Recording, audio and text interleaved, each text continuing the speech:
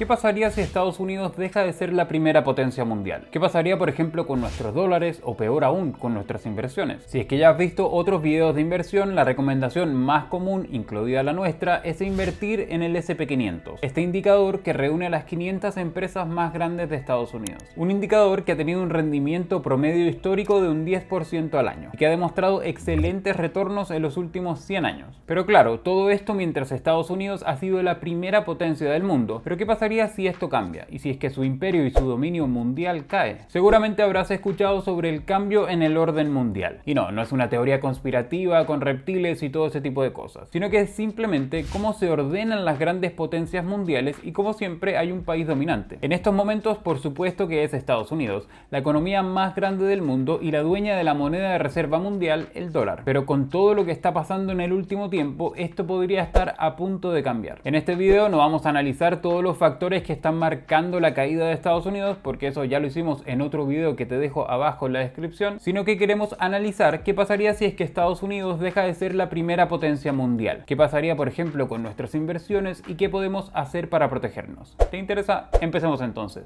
Muy buena gente, ¿qué tal? ¿Cómo están? Bienvenidos un día más a Camino Financiero. Yo soy Sebastián y aquí hablamos sobre ahorro, inversión y nuevas fuentes de ingresos. Así que si eres nuevo por aquí, no te olvides de suscribirte y darle a la campanita para no perderte más videos como este.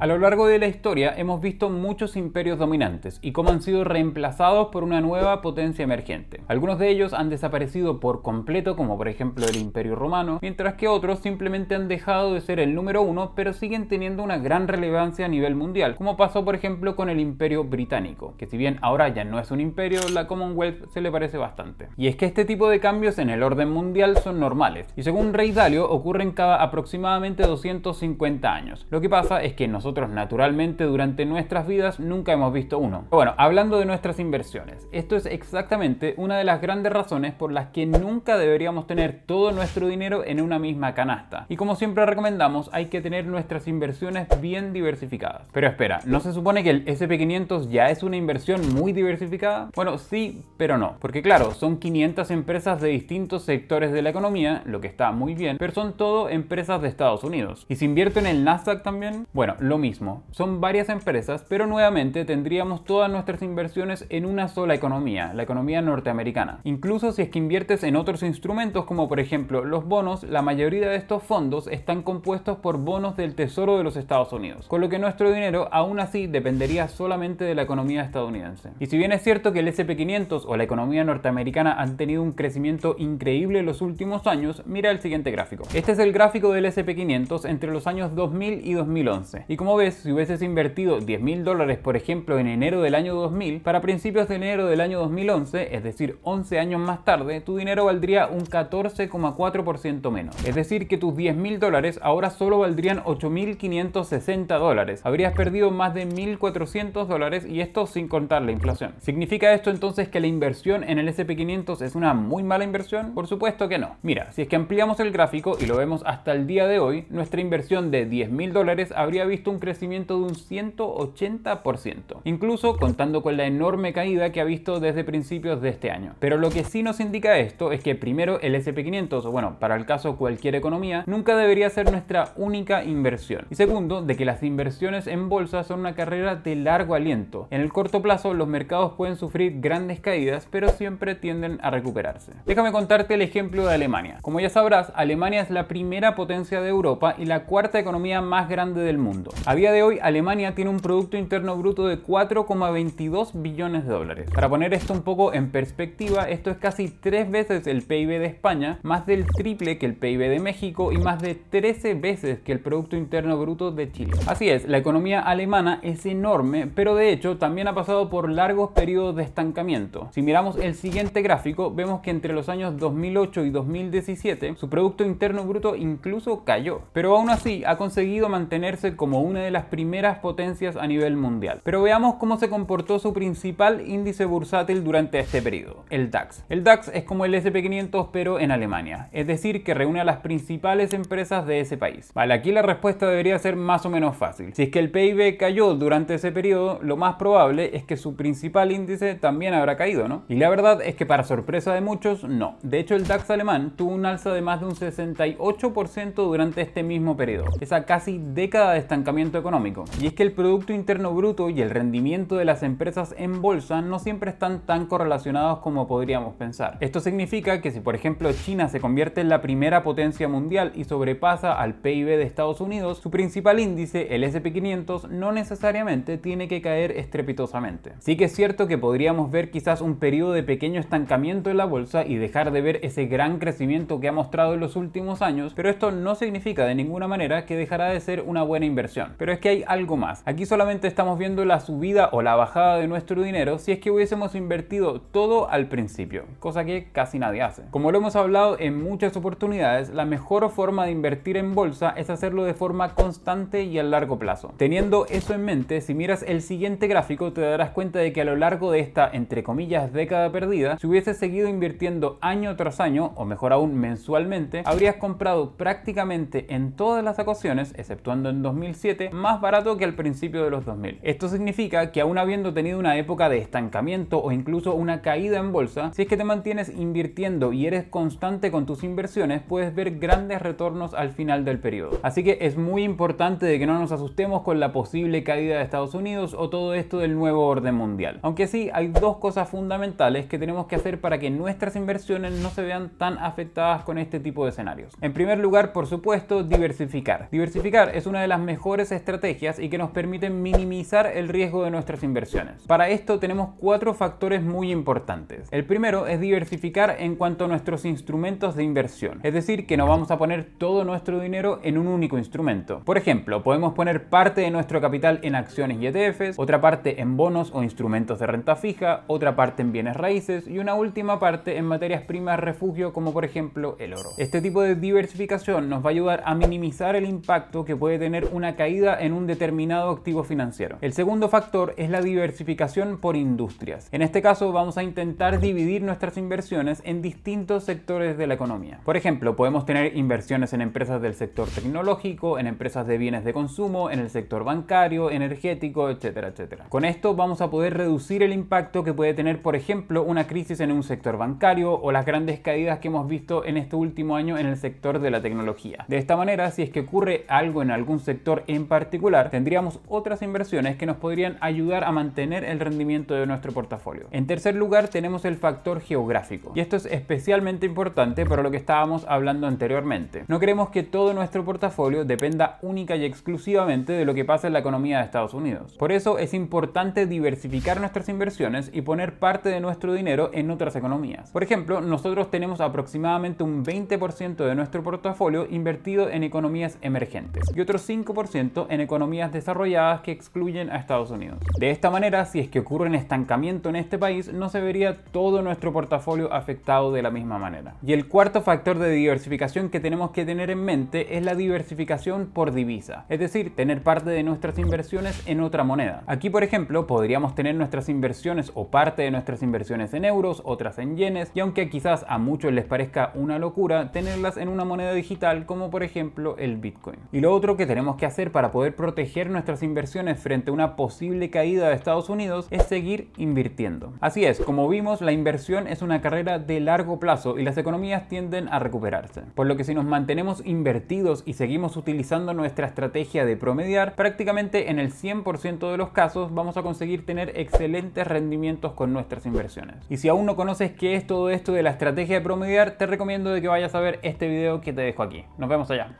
Chao.